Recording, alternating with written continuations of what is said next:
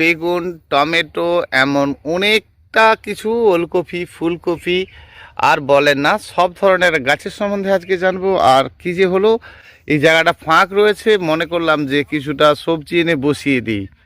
আর আমরা তো বাড়ির মেয়েরাই বারণ করছে যে আজ সব শাক সবজি লাগিয়ে কিছু লাভ নেই। এখানে এত বড় বড় গাছ দেখতে পাচ্ছেন চারিধারে, আমাদের এই গ্রাম অঞ্চল তো, আর এখনও গাছগুলো আছে বলে হয়তো আমরা ভালো আছি। তো সেই জন্য আমাদের সবাই সবাই সকল বন্ধুই কিন্তু ভালো আছি। আর এত হনুমান, আর এরা তো কারো কথা শোনে না, একধার থেকে আসবে পরিষ্কার করে খেয়ে যাবে, খেয়ে যাক, তবুও তো ওরা কিছু খাবে, ওদের তো খাওয়ার দরকার আছে, তাই না?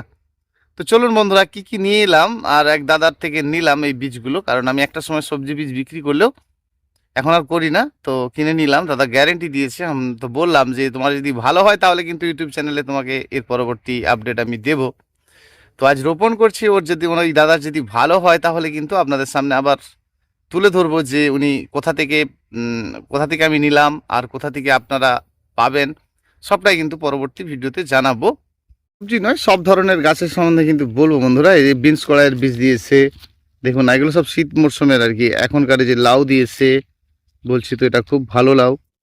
তো এগুলো আমি বুঝি, তবু দেখা যাক কেমন দিল, সবটাই বোঝা যাবে। এটা কুমড়ো, অল্প অল্প করে সব 10 টাকার করে বীজ নিয়েছি। দেখুন এটা হচ্ছে আপনার পালং শাক। এটা কি দিয়েছে, ভেন্ডির কোন একটা ভ্যারাইটি, বিনস কড়াইয়ের একটা ভ্যারাইটি, কি দিয়েছে জানি না। এই দেখুন এটা একটা শসা, এটাও একটা ভেন্ডি, এটা হচ্ছে শাকদানা, আর এটা হচ্ছে ধনেপাতা। আপনারা যে শাকসবজি লাগান বা ফুল গাছ করুন, সবের কিছু নিয়ে কিন্তু মূল কথা হচ্ছে মাটি। আর সেই মাটি সম্বন্ধেও তো আমরা জানবো, এবং অন্যান্য কিন্তু ফুল গাছ সম্বন্ধে জানবো। তো এগুলো রোপণ করেছি এই পর্যন্ত, এটা আপনাদেরকে বললাম। তো গাছপালা দেখতে পাচ্ছেন, একদম এখানে হনুমানের রাজত্ব। সকাল থেকে উঠে তো মারপিট করছে, ঝগড়াঝাঁটি করছে হনুমান নিজেরাই, আর যা পাচ্ছে সব তুলে তুলে নিয়ে যাচ্ছে। মাটি যখন কোপানো থাকে, সেটা ফুল গাছ করুন, ফল গাছ করুন, সবজি গাছ করুন, যা করেন না কেন, এই যে গাছগুলো রোপণ করেছে, আমরা কিন্তু এই গাছের গোড়াতে জল দেব। এই যে সাইডের মাটি কিন্তু ধীরে ধীরে শুকনো হতে সুযোগ দেব, আর তাহলে কিন্তু আমাদের সকল গাছই কিন্তু ভালো হবে। সেটা আপনি একটা ফলের গাছ রোপণ করুন বা ফুলের গাছ রোপণ করুন। যেমন এটা দেখুন একটা কড়াই শাক। তো এই কড়াই শাকে কিন্তু অতিরিক্তভাবে জল দেওয়া যায় না, এটা হচ্ছে খেসারি কড়াই বলা হয়, মানে যেটাকে এর বেশ এগুলো কড়াইগুলো কাঁচা অবস্থাতে দারুণ খেতে লাগে। আর একটা সময় আমরা এগুলো প্রচুর পরিমাণে পেতাম, এখন সব তো অন্যান্য চাষ হয়ে যাচ্ছে, ধীরে ধীরে এগুলো কিন্তু হারিয়ে যাচ্ছে, বিশেষ করে আপনাদের শহর অঞ্চলে তো হারিয়ে যাচ্ছে। তো এগুলো কিন্তু গ্রামে প্রচুর চাষ হতো। তো এইটুকু আমার বাড়ির লোক বুনে রেখেছে, দেখুন পাশে একটু ধনেপাতা বুনে রেখেছে। চাষাবাদের শুরুতেই আমরা যখন এই গাছগুলো বীজগুলো রোপণ করব বা গাছগুলো রোপণ করব, যেখানে যেখানে রোপণ করব কিন্তু সেখানটাতে গাছের গোড়াতে জল দেব, বাকি অংশ কিন্তু দেব না। তাহলে কি হবে, খালি অংশটাও আমাদের ধীরে ধীরে মাটিটা শুকনো হতে থাকবে, আর শুকনো যত হবে মাটি তত ভালো হবে। যেমন ধরুন না, এই আম গাছটাতে আমই হবে না, আমি আপনাকে আগে থেকে বলে দিচ্ছি, এগুলোতে আম হবে না। তার কারণ কি বলুন তো, এর কাজ থাকে যখন আমরা কোনো ফল গাছ করব, আর ফল গাছ করলে কি হয়, এই সময় মাটিকে ভালো করে কপাতে হয়, এখনো পর্যন্ত কপানো হয় না। তো কবে আর হবে, যত মাটি শুকনো হবে তত ভালো হবে। কি ব্যাপার বলুন তো, বাড়ির লোক তো বোঝে না, গাছে জল দিতে হবে, তো মানে বাগানের সব গাছেই রানিং জল দিয়ে দিতে হবে। তাহলে কি হয়, এই গাছগুলো তো নতুন নতুন ডগা ফেলিয়ে দেবে। হ্যাঁ, তো ফল গাছের ক্ষেত্রে এই সময় যা করতে হয় সেটা হচ্ছে যত জল টান দিতে পারবেন গাছ বেঁচে থাকার জন্য গোড়ায়টুকু, বাকি কিন্তু দেওয়া যাবে না। তাহলে কি হয়, দু একটা করে ফল দেখা যায়। বিশেষ করে মাটির গাছের ক্ষেত্রে তো নয়, যদি জল দেন তো গাছের রং খুব একবারে চকচকে থাকবে, কিন্তু ফলের দেখা হবে না। তো যে কোনো ফলের গাছ আপনার মাটিতে থাক বা টবে থাক, কিছুটা জায়গা পরিষ্কার করলাম, দেখুন এগুলো সব গোড়া কিন্তু চুপ করে বসে আছে, গাছ একদম বাড়বিতি নেই, চুপচাপ বসে আছে। দেখুন আস্তে আস্তে গাছটির অবস্থা একেবারে খারাপ হয়ে আছে। তো একে সারিয়ে নেওয়াটা খুব সহজ ব্যাপার, এগুলো তো আমাদের হয়। দেখুন এই যে লম্বা লম্বা ডাল বেরিয়েছে, কিন্তু গাছের গ্রোথ কিচ্ছু নেই। কারণ কি না, মাটির মধ্যে আমরা অনেকে যেটা করি যে কোনো গাছে, যে একেবারেই মাটি নিয়ে আসার পর তারপরে মাটিতে কপানো ভুলে যাই।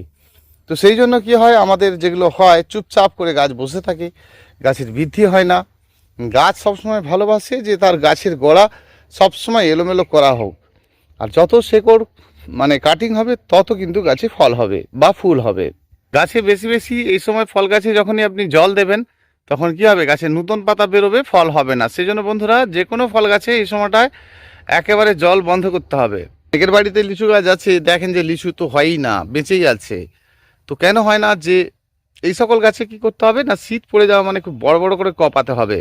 আর খুব গাছ পাওয়ারফুল হয়ে থাকলে অল্প করে সুপার ফসফেট পটাশটা দিতে হয়। দেওয়ার পরে কপানোর পর কিন্তু জল দেওয়া বন্ধ থাকবে। গোড়ায় মাটিগুলোকে জড়ো রাখতে হবে, জড়ো করে গোড়ায় 1 ফুট পর্যন্ত উঁচু করে রেখে দেবেন। জল দেওয়া বন্ধ করবেন যতদিন না ভালো করে মুকুল আসে। আর মুকুল আসছে যাওয়া মানে কিন্তু ভরপুর গাছে জল দিতে হবে, তাহলে কিন্তু সব গাছেই আপনার ফল হবে। এখানেই তো হয়ে যায় সমস্যা, একটা করি তার দুটো ছেড়ে দিই, তাহলে কি করে হবে। তো আমরা গাছে কি করি, ভালো করে মাটি কোপাই, আবার যেটা দিতে বলছি সেটা দিই, তারপরে কি হয় আবার জলও দিই। একটু কষ্ট দিতে হবে গাছকে এই সময়, যে কোনো ফলের গাছে আর যে কোনো গাছে, ফুল গাছেও নিতে গেলে একদম আপনাকে ফার্স্ট করে একদম মাটিকে ভালো করে শুকনো করতে হবে। দেখুন এগুলো সব বর্ষায় ডুবে যাওয়া গাছ কিন্তু, আর মাটি একদম কম্প্যাক্ট হয়ে আছে দেখতে পাচ্ছেন, লম্বাটে লম্বাটে ডাল বেরোচ্ছে। এতে কি হবে, ফুল দেখা পাওয়া যাবে না, কিন্তু এখানে একটা লাভও আছে। আগের ভিডিওতেই বলেছিলাম যে এই কাণ্ড যত বড় হচ্ছে লাভ হচ্ছে। কি বলুন তো, এই কাণ্ড কিন্তু গ্রোথ হচ্ছে, দেখুন এই কাণ্ড কিন্তু তত বেশি বেশি মোটা হচ্ছে। আর এটা হলে কি হবে, গাছের এই যে সাইড থেকে ড্রাই ব্যাক হয়ে শুকনো হয়ে নাবা, এই সকলগুলো কিন্তু বন্ধ হয়। বিশেষ করে বোগেনভিলিয়া গাছে তো আপনাদের হয়, যে গাছের কাণ্ড যতক্ষণ না ভালো করে মোটা হচ্ছে। তো আমাদের যেটা হচ্ছে আর কি, দেখুন এই এই কাণ্ড কীরকম মোটা হয়েছে, পাতা নেই কি আছে, পাতা বেরিয়ে যাবে, মাটি কপানোর পর মাটি শুকনো হলে পাতা বেরিয়ে যাবে। এভাবে কাণ্ডের গ্রোথ দ্রুত মোটা করে নিতে হবে। আমরা যেটা করে ফেলি যে একটা মোটা কাণ্ড সহ গাছ নিয়ে এলাম, এরম কতটা 1 ফুটের মতো নিয়ে এলাম, আর তারপরে কি করছি, সাইড দিয়ে যত বেরোচ্ছে ফুল হচ্ছে কাটিং করছি, ফুল হচ্ছে কাটিং করছি, কিন্তু গাছের যে কাণ্ড সেটা কিন্তু মোটা হচ্ছে না, উপরে ঝাঁকড়া হচ্ছে গাছ। সেটা দরকার যে আমাদের ওপরে একটা একটা করে লম্বা ডাল বেরোতে দিতে হবে। সেই ডালে ফুল খুব কম হবে, আসতে দেরি হবে, কিন্তু গাছটির লাইফটা খুব ভালো হবে। সেক্ষেত্রে কী হবে, এই কাণ্ড খোসা খোসা ছেড়ে যাওয়া, এভাবে যে খারাপ হয়ে যায়, এটা কিন্তু হয় বন্ধুরা আপনাদের। কাণ্ড যতক্ষণ না মোটা হচ্ছে, আর তত কী করছেন আপনারা, শুধু কাটিং করে দিচ্ছেন, দিলে কি হচ্ছে, ফুল প্রচুর হচ্ছে। দেখুন ফুল আছে কি, সব গাছকে নিজের মতো করে আগে বাড়তে দিতে হয়। গাছকে নিজের মতো করে বাড়তে দিন, দেখবেন প্রতিটি গাছ কিন্তু আপনার ভালো হবে। বাড়ার পরে আপনি নিশ্চয়ই কাটিং করবেন, সেটা ফুল শেষে। কিন্তু আপনি যদি ছোট্টর উপরে এই গাছকে গোল করে রাখতে চান প্রথম থেকেই, সেটা ভালো নয়। গাছের কাণ্ড মোটা হওয়ার সুযোগটা আপনাকে দিতে হবে। একটা নির্দিষ্ট হাইটে রাখার পর আপনি কাটিং করুন, তবেই গাছটি আপনার ঝোপালো শেপের হবে। আপনারা কি ভাবেন যে প্রথম থেকেই আমাদের গাছটা ছোট রাখি, হ্যাঁ থাকবে তো, কিন্তু প্রথমটা যতটা বাড়তে যায় আপনি বাড়তে দিন, তারপরে আপনি ছোট করুন, তাহলে দেখবেন দারুণ হবে। আজ 11 বছরে এই গাছটা ফিল আপ করতে পারে না, দেখলে বুঝতে পারবেন। এই যে মোটা কাণ্ডের উপরে কলমটা দেওয়া হয়েছিল, দেখতে পাচ্ছেন যে মোটা কাণ্ডের উপরে এখনো পর্যন্ত ওপরেরটা নিচের মতো মোটা হচ্ছে না। কারণটা কি বলুন তো, তো এই যে খোঁজে দেওয়া হয়েছে এটাকে মোটা করতে হবে, তা সেই জন্য গাছকে মাঝে মধ্যে আমাদেরকে বাড়তে দিতে হবে, তাহলেই জানবেন সব গাছই কিন্তু আপনার ভালো হবে। খুব বেশি বেড়ে যাওয়ার পরে আপনি কাটিং করুন না, দেখবেন আপনার একদম ভালো হবে। একবার এলোমেলো করে বাড়তে দিন, নিজের খুশি মতো বাড়তে দিন, তারপরে আপনি কাটিং দিন, দেখবেন কাণ্ড মোটা হচ্ছে, গাছের ক্ষমতা এবং গাছটি ধীরে ধীরে এত সুন্দর হয়ে যাবে আপনি ভাবতে পারবেন না। বল শেপের হয়ে যাবে, একদম পুরো গোল আকারের হয়ে যাবে, যাকে বলে ফুটবল তৈরি হয়ে যাবে। তো সেই জন্য আমরা গাছকে এইভাবে কিন্তু আগে এলোমেলো করে বাড়তে দিই। তারপরে আর কি আমরা যখনই 1 time 2 time 3 time 4 time 8 time পর্যন্ত কাটিং করব, অর্থাৎ 8 বার পর্যন্ত কাটিং করব, তখনই কিন্তু দেখবো গাছ আর কি ধরনের গাছ, আমি কি গাছ নিজেই চিনতে পারবো না। তা আপনি ভাবুন না, এই যেমন আমরা দেখি যে এই যে কফিয়া গাছটা দেখুন, এই কয়বার কাটিং করা আছে, বেশ অনেকবার কাটিং করা হয় না, তাতেই গাছটি কিন্তু ধীরে ধীরে বল আকারে তৈরি হয়ে যাচ্ছে।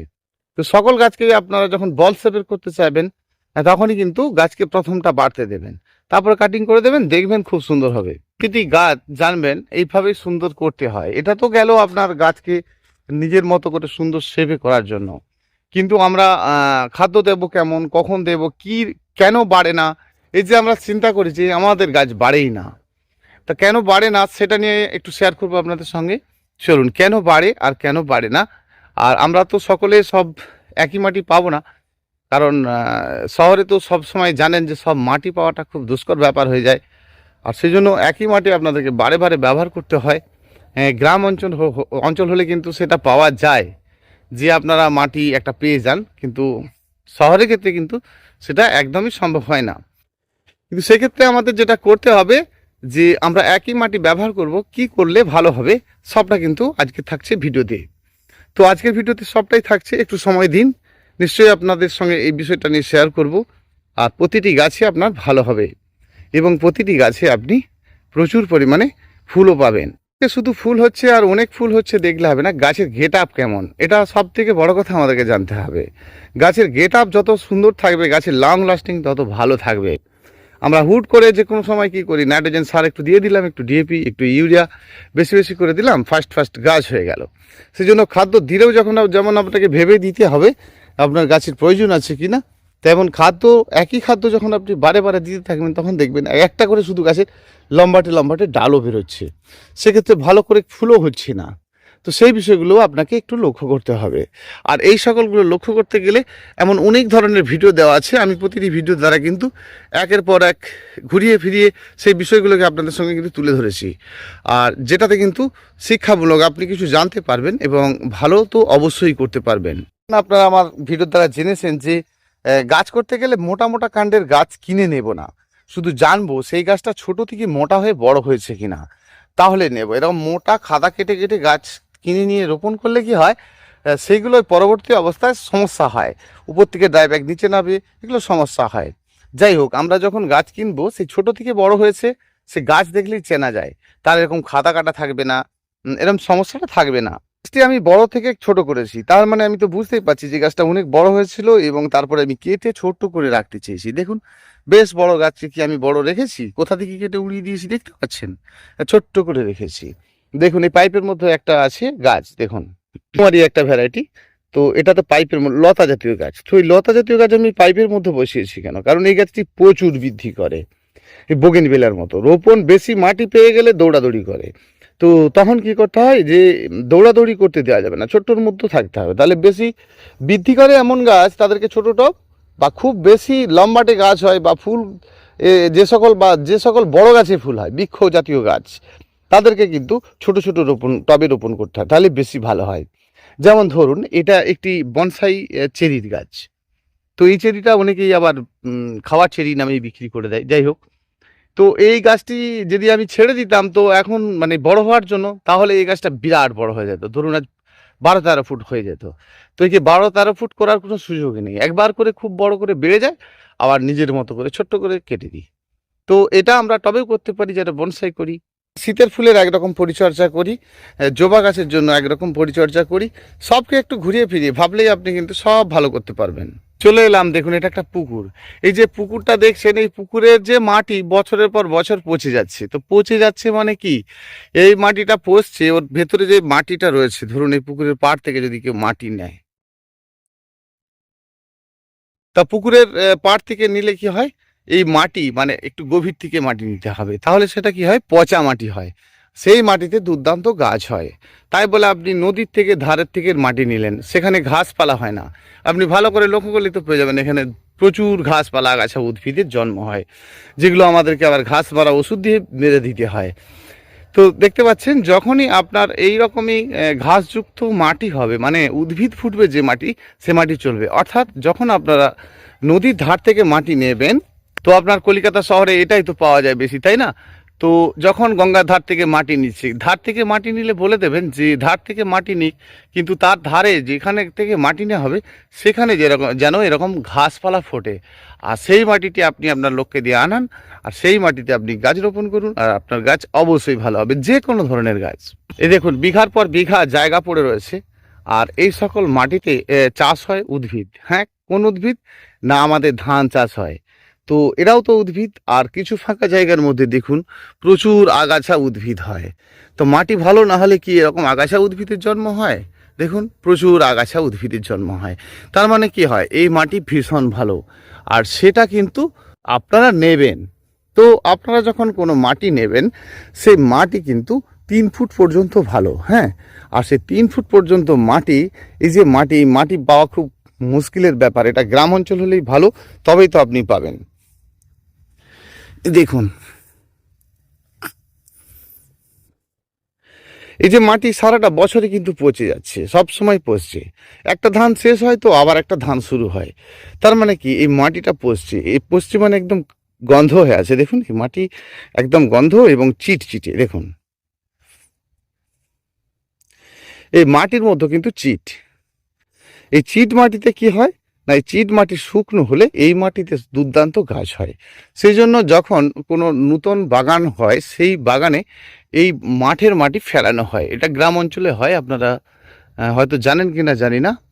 তো এই মাটিটি 3 ফুট পর্যন্ত কিন্তু খুব ভালো। আর এই মাটি নিয়ে যদি গাছপালা রোপণ করা যায় দারুণ ভালো। আর সেটা তো সব জায়গায় পাওয়া যাবে না, কিন্তু আপনারা যেটা পাবেন সেটা হচ্ছে মাঠের মাটি।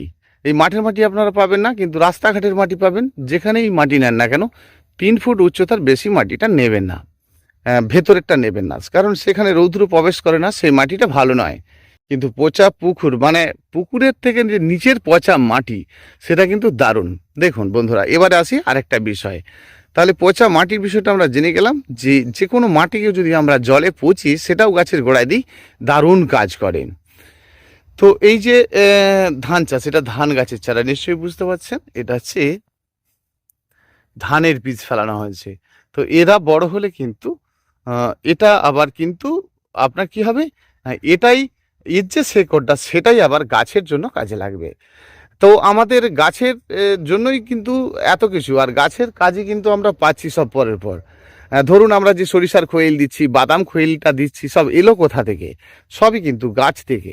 অর্থাৎ জানতে হবে রাসায়নিক বাদে আমরা বাকিটা পাচ্ছি কিন্তু সবই জৈবটা এই গাছের ওপর দিয়েই। নিশ্চয়ই বুঝতে পারছেন যে আমাদের এই সকল গাছ হচ্ছে কিভাবে। এমনকি দেখুন এই বন জঙ্গলেও বা মাঠের মাজারেও আপনি দেখতে পাচ্ছেন একটা পানা ফুল ফুটে আছে, দেখুন একদম অর্কিডের মতো দেখতে, কত ফার্স্ট ক্লাস দেখতে। তাহলে আমরা এইরকম, এমনকি বনের কোনো ফুলও কিন্তু খারাপ দেখতে না। তো সব ফুলেরই নাম আছে, সব ফুল আমাদের জানা সম্ভব হয় না। তো যাই হোক, তো আমরা যখন মাটি নেব নিশ্চয়ই বুঝলাম যে আমাদের উপর ভাগের মাটিটা নিতে হবে। আর যে মাটি আমাদের বাড়ির মধ্যে রয়েছে, অনেক দিন অন্যান্য ফুল গাছ চাষ করা হয়েছে, সেই সকল মাটিকে কিন্তু আমরা কি করব না, সেই সকল মাটিকে কিন্তু আমরা নিয়ে আসার পরে খুব ভালো করে, একেবারে খুব ভালো করে পচিয়ে নেব। আমরা যেটা করে ফেলি শুকনো করে ফেলি, প্রথম অবস্থায় শুকনো করে নয়, সেই মাটি পচে যাওয়ার পর কিন্তু আমরা গাছ রোপণ করলে সব ধরনের গাছ আমরা ভালো করতে পারবো। জবা, গোলাপ, সকল গাছকে কিন্তু আমরা মনের মতো করে গড়ে তুলতে পারবো। সব গাছই আমাদের ফুলে ফুলে ভরে উঠবে, সুন্দর সুন্দর হবে যে কোনো গাছের ফুল। রং বেরঙের রঙিন রঙিন ফুল আমরা দেখতে চাইলে এই কাজগুলো কিন্তু অবশ্যই করব।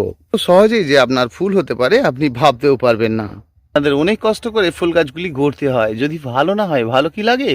দেখুন ওই দূরে মাঠের মাঝে হলুদ রঙের গাছ হয়ে আছে দেখছেন, তো মাঠের মধ্যেও কিন্তু সবজি বীজ মানে সরিষার বীজকে খুঁড়িয়ে দেওয়া হয়েছে, যেখানে মাটিকে মানে হাল করা হয় না, ট্রাক্টর দেওয়া হয় না, সবই কিন্তু তাতেও আপনার গাছ হচ্ছে। এবারে আসি আর একটা বিষয়। তো বন্ধুরা, আমরা যারা মাঠে এরকম মাঠের জলের উদ্ভিদগুলো চাষ করি, সেক্ষেত্রে কি হয়, আগে সার খুঁড়িয়ে দেওয়া হয়। সেই সার খোঁড়ানোর পরে কি হয়, 2-3 দিন পর সেই মাটিতে কিন্তু কি হয় না, গাছ রোপণ করা হয়। অর্থাৎ নাইট্রোজেনযুক্ত খাদ্যগুলো মাঠে বেশি বেশি ব্যবহার করা হয়। এখন সমস্যা হচ্ছে যেটা, যে আপনি এই মাঠের মাটিতে যেমন সার দেওয়া হয় 3.5 কেজি করে দেওয়া হয়, আর সেই 3.5 কেজি কোথাও কোথাও 5 কেজি সেটা ডিসমেল অনুপাতে দেওয়া হয়। এখানে কি হয়, এভাবে ধান চাষ করা হয়। আর সেই অ্যাপ্লাইটা আমরা আবার কি করছি, টবে, এতক্ষণ এই বিষয়টা নিয়ে বললাম কেন, টবে এসে অ্যাপ্লাই করছি। তো এই জলে সার দেওয়া হয়, তার মানে কি জলের উপরে উদ্ভিদটা হয়। আর এটা খোলা আকাশের নিচে খোলা মাঠ, বুঝতে পারছেন। কিন্তু আপনি যখন গাছ করছেন একটা টবের মধ্যে, যে একটি টবের মধ্যে আপনি কি করলেন, 1 চামচ ডিএপি দিলেন, 1 চামচ অন্য কোনো জৈব সার দিলেন, সব মিলিয়ে দিয়ে দেওয়ার পরে একটু জল দিয়ে দিলেন। এই ভুলটা করবেন না। এটা খোলা মাঠের মধ্যে সম্ভব, কিন্তু আপনি যখন একটা টবের মধ্যেও দেবেন তখনই কিন্তু ভেতরে গ্যাসটা প্রবেশ করতে থাকবে। এটা আমরা অনেকে ভুল করি, টবে মাটি সব এক করে ফেলি। তাহলে কি হবে, আমাদের বাগানের ধারের কলা গাছ দেখতে পাচ্ছেন, কোনো যত্ন আছে? মাঝে মাঝে 2-1টা করে কলার কাঁদি হয়, আর সেটাই আমরা নিয়ে যাই, কোনো ট্রিটমেন্ট করার সময় হয় না, পড়ে পড়ে যা হয় হবে। এইসব যত্ন নিতে হয়, আর আমরা সেটা নিই, কিন্তু নিয়েও ভালো করতে পারি না। তো চলে এলাম মাঠের মাঝে, আপনাদেরকে কয়েকটি গাছ বলতে বলতে এখানেই চলে এলাম। তাহলে আমরা মাঠে যেভাবে সার দিই সেটাকে কিন্তু গাছের টবের মধ্যে দেব না। তাহলে কি হয়, এই জলের মধ্যে যে কোনো নাইট্রোজেন সার যখন দেওয়া হচ্ছে সেটাকে সে কি হচ্ছে, চারিধারে জল থাকছে না, জলটা সবসময় স্টক থাকছে, কারণ এটা হচ্ছে আপনার জলের মধ্যে দেওয়া হচ্ছে। টবের মধ্যে যখন আপনি দেন, সার দিয়ে জলটা দেবেন না। সার দিয়ে জল দিলে কিন্তু খারাপ। জল দেওয়া থাকলে গাছে আপনি সর্বপ্রথম গাছে জল দিয়ে দিন, আর তারপরে কিন্তু আপনি মানে 3 দিন পর বা 24 ঘন্টা পর অন্তত 24টা ঘন্টা দিতে যেতে দিন। মানে 48 থেকে 24 ঘন্টা এটা আমরা বলি যে 24 ঘন্টা অন্তত যেতে দিন। কেউ কেউ 3 দিন বা আরও একটু বেশি রাখলে কোনো ক্ষতি নেই। তাহলে কি হয়, তারপরে আপনি জলটা দিলে এই যে খাদ্যটা আপনি গাছের গোড়ায় দিলেন সেটা বানানো হয়ে গেল। সেজন্য বানানো খাদ্য বানিয়ে রাখাটা ভালো, আগে থেকে বানিয়ে রাখলেন সেটা ভালো। যদি শুকনো খাদ্য গাছের গোড়ায় দেন তাহলে দিয়ে কিন্তু জলটা দেবেন না, সেটা কিন্তু একদম ভালো হবে না।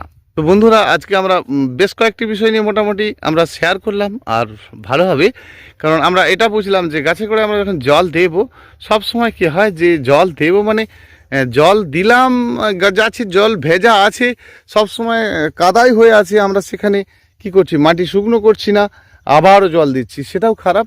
গাছের যত জল উপরের টব শুকনো হতে থাকবে তখনই কিন্তু আপনার উপরের দিকে নিচের যে জলটা উপর দিকে নিতে থাকবে, তাতে গাছ খুব ভালো বাড়বে। সেজন্য আমরা যতবার গাছের গোড়াতে মাটিকে এলোমেলো করতে পারবো তত ভালো গাছ অবশ্যই হবে। এখন এদের জন্য কেউ নেই, কোনো ট্রিটমেন্ট নেই, কিন্তু কত ভালো আছে, নিজেরা নিজেদের মতো করেই হয়েছে, আর প্রত্যেকটাই কিন্তু এরা ভালো আছে। তো সেজন্য আমরা প্রতিটি গাছকে যখনই ভালো রাখার চেষ্টা করব, ভালো রাখতে কিন্তু পারি। বন্ধুরা, তাহলে আজ সন্ধে হয়ে যাচ্ছে, তাহলে আমরা মাঝে মধ্যে এই গাছের গোড়া যত এলোমেলো করতে পারবো তত বেশি বেশি কিন্তু গাছে ফুল পাবো। কোনো দামি ফুলের গাছ নয়।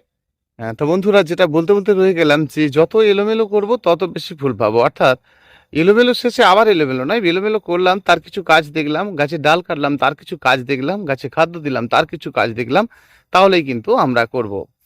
তো এই সকল বুনো জঙ্গল মানে এইরকম গাছের পাতা, এটা হচ্ছে একটি রাউন্ড লতার গাছ, কি সুন্দর ফুল হয়েছে দেখুন, বুনো গাছ।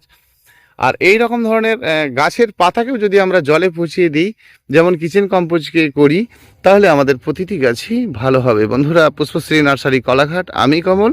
আরও দেখা হচ্ছে বন্ধুরা আরও একটা ভিডিওতে, পরের ভিডিওতে। আর ভীষণ ভালো থাকবেন সকল বন্ধুরা। না বুঝতে পারলে আমাকে ফোন করবেন 9609456194, 9609456194। বন্ধুরা ভালো থাকবেন, সবসময় ভালো থাকবেন। ধন্যবাদ সকল বন্ধুকে।